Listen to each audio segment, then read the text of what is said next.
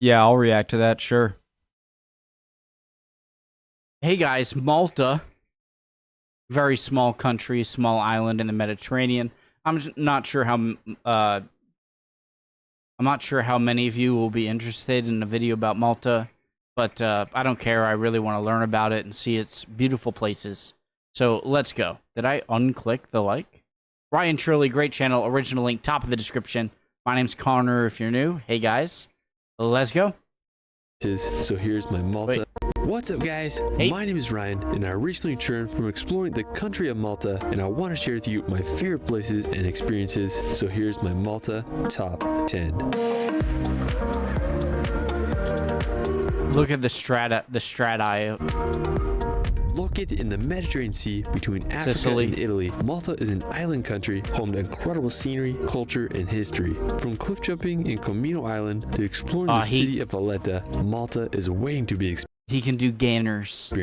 Let's start this video off at Gozo. Located about an hour and a half from the airport, Gozo is the second largest island in Malta. It's pretty easy to get to Gozo. We just drove to the ferry terminal at the northern end of Malta's main island, and it was a fast 25-minute ride. Already I've learned something. I didn't know that Malta was of several islands. I thought it was just one island. One of the first places we visited on Gozo was the Blue Hole. Situated on Gozo's western coast, the Blue Hole is this really cool swimming spot. Before 2017, there was this amazing arch here, but it unfortunately collapsed in the sea. When we were here, there was a good amount of people, but it was still super fun to swim in the natural pool area. I swam down and then there was this underwater arch that led into the open sea. Afterwards, I went swimming outside the Blue Hole and explored more of the shoreline. I mean, the water was just so incredibly clear and there were some underwater cliff walls that were so much fun to swim by. Right next to the Blue Hole is the Inland Sea. It's this little village that has a body of water that is connected to the Mediterranean by a natural tunnel. We walked down to the village and I went for a swim to check out the passageway. You can take a boat tour for about 10 euros and go through the tunnel out to the sea. Another really cool place nearby is Fungus Rock.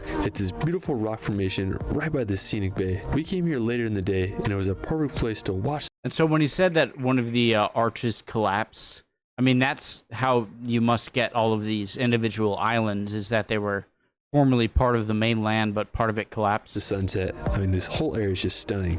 After, we're going to head inland to visit the Cittadella. Located in the town of Victoria, the history of this fortress is fascinating. It's believed the first fortifications were built here around the year 1500 BC, and it served as an acropolis BC for the Phoenicians and Romans. During medieval times, the acropolis was converted into a castle, which the length of time that goes back for countries in Europe is just crazy for an American. Served as a refuge for the people who lived in Gozo. Over the centuries, the fortress faced many attacks, with the largest taking place in 1551 when Ottomans overtook the castle after a siege that took several days. Today, it's a massive fortress and it's very well preserved. I really enjoyed walking along the pathways along the Citadel's walls. Everything was in such good condition, you really felt like you were walking into Malta's Middle Ages. Another beautiful feat of architecture on Gozo is the Ta Pinu Basilica. Malta has a ton of beautiful churches, and this one was one of my favorites. It's not the oldest church. It was completed in 1932, but I think it's one of the most scenic. The basilica is located just a few minutes drive from Victoria, and there's a parking lot nearby, making it very easy to visit. I mean, the architecture of the church is beautiful. I particularly love the clock tower. Out front of the basilica, there's a nice area with these beautiful red circles and mosaic that tell the story of Christ. The interior of the church was equally stunning, with impressive rock pillars and so much attention to detail. The churches of Europe never cease to amaze me. While we're still in Gozo, we're going to head to the northern side of the island to visit the salt pans. Located about What are all those little obviously man-made pools here? While we're still in Gozo, we're going to head to the northern side of the island to visit the salt pans. Located about 10 minutes drive from Victoria, the salt pans are a really interesting area where rock pools have been made to put seawater, and as it evaporates, it leaves sea salt behind. I mean, it's a pretty peculiar place, Salt and there's production. also some nice beaches in the area. A little up the coast from the salt pans is a Weed Alasri. It's a scenic little gorge that leads out to the sea. It's a bit of a walk down, Beautiful. depending where you park, but the water is super clear and refreshing down there, especially on a hot summer day.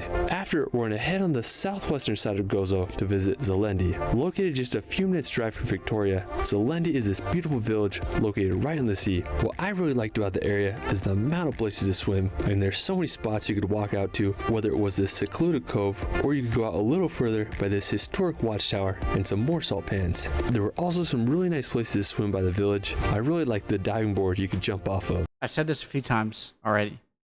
one of the things about being American is that your history doesn't go too far back.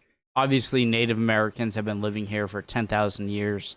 There aren't many structures left, either destroyed by Europeans or somehow taken by nature. But a place like Malta, voice crack, where you're in the middle of Mediterranean, where so much depth of history is there that you could, I'm sure, learn about stuff from World War II all the way back to the Phoenicians, is just incredible to me. Another incredible feature of the area are the sea cliffs. I mean, they're so huge, and you have a really nice view of them from Zelendi. The Sanab cliffs are also nearby, and they are stunning. I mean, this whole area just looks magical, especially during sunset. After, we're going to leave Gozo to head back to Malta's main island to visit Valletta. Located about 15 minutes from the airport, Valletta is a sight to see. Oh my god! Located about 15 minutes from the airport, Valletta is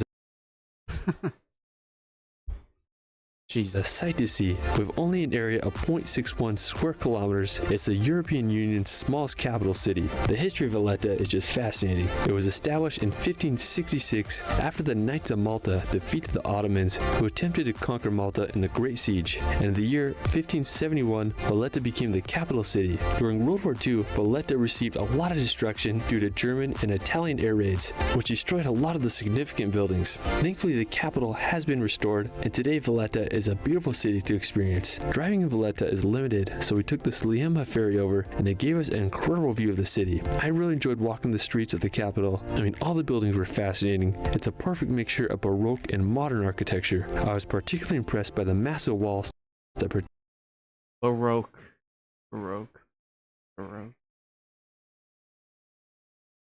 Baroque refers to the style of art, architecture, and music that originated in Europe during the 17th and 18th century, characterized by its dramatic, ornate, and often extravagant features aiming to evoke strong emotions and a sense of awe. Protected the city. I mean, they're just so modern architecture. I was particularly impressed by the massive walls that protected the city. I mean, they're just so huge and massive, and I can't imagine how hard it was to construct them hundreds of years ago. One of the most iconic features of Valletta is the Mount Carmel Basilica. The original church was founded here in the 1600s, but it was severely damaged in World War II and was rebuilt in 1981 after about 23 years of construction. I mean, the dome was particularly impressive inside. Now, if you want to get a great view of Valletta, there's a lot of beach areas in the cities that surround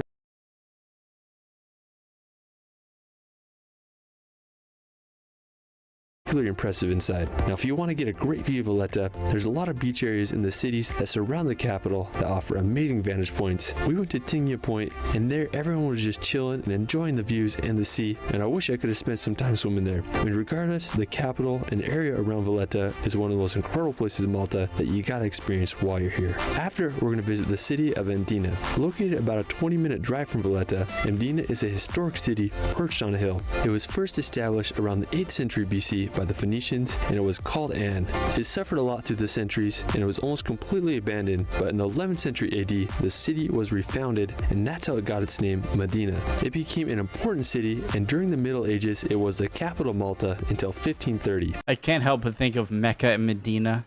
I don't know if there's any connection. An important city, and during the Middle Ages, it was the capital of Malta until 1530. Now today, Mdina is one of the most visited places in Malta, and after coming here, I understand why. I really enjoyed walking through the fortified old town. There's basically no cars, and it has been nicknamed the Silent City. I mean, there's so many alleyways to just walk down and explore. Yeah, wait, what the hell? Why are there no cars? Where are the giant highways?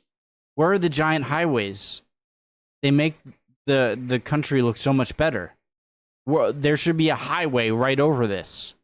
This is ridiculous. Where are the highways? If you're a fan of Game of Thrones, you'll love this place, as Mdina served as a film location for the city of King's Landing. I've never really seen Game of Thrones. Is a gate to get into the fortified city. It was built in 1724 and displays beautiful Baroque architecture. I mean, if you want to go back in time, I highly recommend visiting Mdina. Now, if you want to see some of Malta's scenic places, you could visit the Blue Grotto. It's located not too far from the airport. There's a nice overlook where you can get a great view of the cave and unique rock arch. Now, another popular place to go is St. Peter's Pool. It's located on the eastern side of the island, about 25 minutes from Valletta. St. Peter's Pool is this unique swimming area. We came here around the evening during the peak of summer, so it was packed, but I'm sure other times of the year it's not as busy. The main reason I want to go— I like that it's packed. here was do some cliff jumping, and there were some nice spots to jump into the sea. I mean, the whole area was such a vibe, and I'd love to come earlier in the day to explore a little more. Another beautiful place on the coast. He's so good at gainers. I've done some gainers. Gainers when like you jump forward and do a backflip. And I've done it on a diving board a few times, but he has it down to a T. I want to come here was do some cliff jumping, and there were some nice spots to jump into Gainer. the sea. I mean, the whole area was such a vibe, and I'd love to come earlier in the day to explore a little more. Another beautiful place on the coast is the Coral Lagoon. It's Rhode. located on the northwestern side, and it's this unique rock feature. People would kayak or take their paddleboards in. Unfortunately, I didn't have one, but it was really cool to observe from above. I wish I would have came midday when the sun was shining directly into the water, but regardless, it was such a cool place to check out. For our final destination, we're going to visit Camino. Located between Gozo and Malta's main island, Camino is one of the main reasons Camino. Located between Gozo and Malta's main island, Camino is one of the main reasons I want to come to Malta. Now to get to Camino, you can get a boat tour departing from both Gozo and Malta's main island. Or swim, I guess. You can take a group or private tour, or you can also take a self-drive boat. We decided to take a private boat tour since it can be a little stressful navigating a boat by yourself, and we had a great time. I mean, there's so many caves to explore around Camino. We swam into this one, and it had this beach covered in darkness at the end. Oh my god. Another cool place we went to was this area that looked to be a collapsed cave with a sea arch, and we swam into it, and I believe they filmed parts of the Pahe movie, which was made back in 1980. We had What movie? Pahe? swam into it, and I believe they filmed parts of the Pahe movie,